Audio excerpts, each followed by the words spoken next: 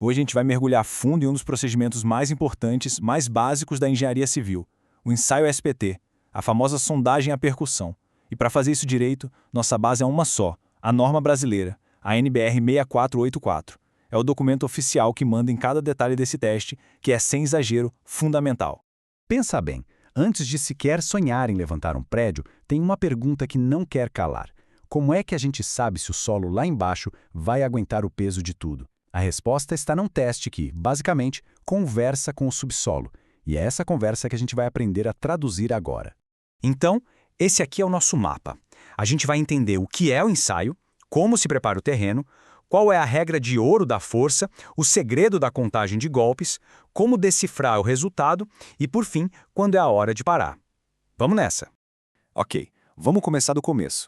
Antes de entender o como se faz, é super importante a gente afirmar bem o que é um ensaio SPT e por que ele é simplesmente a base de qualquer projeto de fundação que se preze, que seja seguro e eficiente. A norma é bem clara. Ela define 4 objetivos principais. Com o ensaio, a gente consegue um mapa das camadas de solo, descobre onde está o lençol freático, pega umas amostras para levar para o laboratório e, o mais famoso de todos, ele nos dá o tal do índice de resistência. É um verdadeiro raio-x do terreno, não tem como fugir. E olha, a qualidade do resultado final começa bem antes da primeira martelada. A preparação do furo da sondagem é uma etapa super crítica e a norma, claro, é bem rigorosa com isso. Não dá para fazer de qualquer jeito. O processo é o seguinte: o primeiro metro a gente faz com o trado concha. Depois, enquanto o solo ainda está seco, a gente avança com o trado helicoidal, que é ótimo para manter as paredes do furo de pé, sabe? Agora, o pulo do gato. Assim que a gente encontra a água, o método muda completamente. Aí se passa para perfuração por lavagem.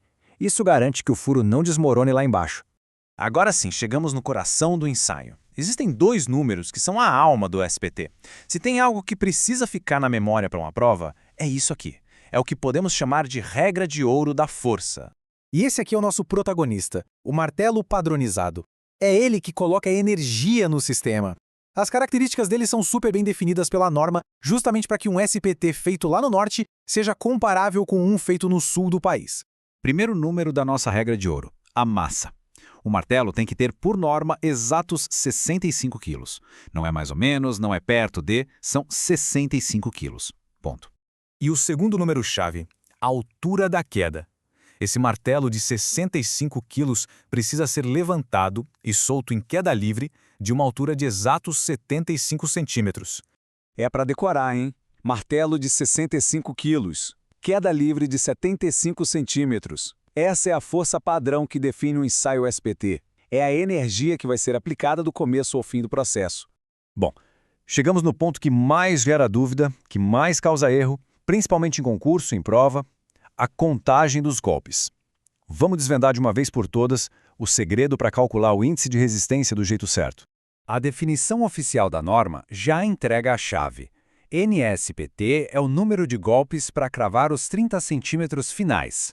A palavra mais importante dessa frase toda é finais. Vamos ver na prática o que isso significa?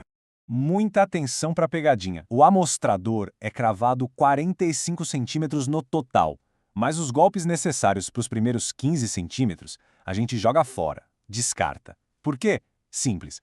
Essa camadinha de solo pode ter sido amolada, bagunçada pela própria perfuração. Então, esses golpes só servem para assentar a ferramenta, para ela ficar firme no solo virgem. Agora sim, a contagem oficial começa. A gente anota o número de golpes para cravar o segundo trecho, dos 15 aos 30 centímetros. Esse é o primeiro número que vai entrar no nosso cálculo. E para fechar, vem o segundo número. A gente anota quantos golpes foram precisos para cravar o trecho final, dos 30 aos 45 centímetros.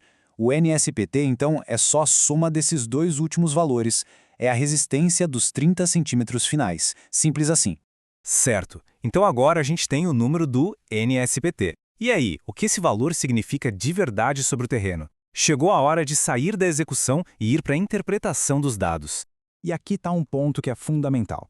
O mesmo número de NSPT pode significar coisas diferentes dependendo do tipo de solo. Olha só, em solos grossos, como a areia, o N indica compacidade, ou seja, se os grãos estão mais soltos ou mais apertados. Agora, em solos finos, como as argilas, o N avalia consistência, ou seja, se a argila é mais mole ou mais dura. O ensaio não vai até o centro da Terra. Ele tem um limite. A norma define direitinho as condições de parada, o fim da linha, que é quando o material é tão resistente que a gente considera ele impenetrável para esse método. Essa tabela resume os critérios oficiais da norma. Basicamente, se a contagem de golpes começa a ficar muito alta, nesses níveis aí da tabela, por vários metros seguidos, quer dizer que o ensaio chegou no seu limite prático. É hora de parar.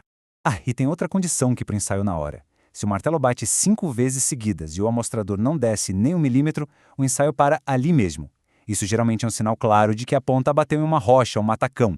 E aí, com todos esses dados na mão, o engenheiro ou engenheira finalmente pode responder aquela pergunta lá do começo. O NSPT dá a informação que faltava para projetar a fundação mais segura e, claro, mais econômica. A questão que fica agora, e que é o próximo passo da engenharia é: como exatamente esse valor do NSPT se traduz na escolha entre uma sapata, uma estaca ou um tubulão?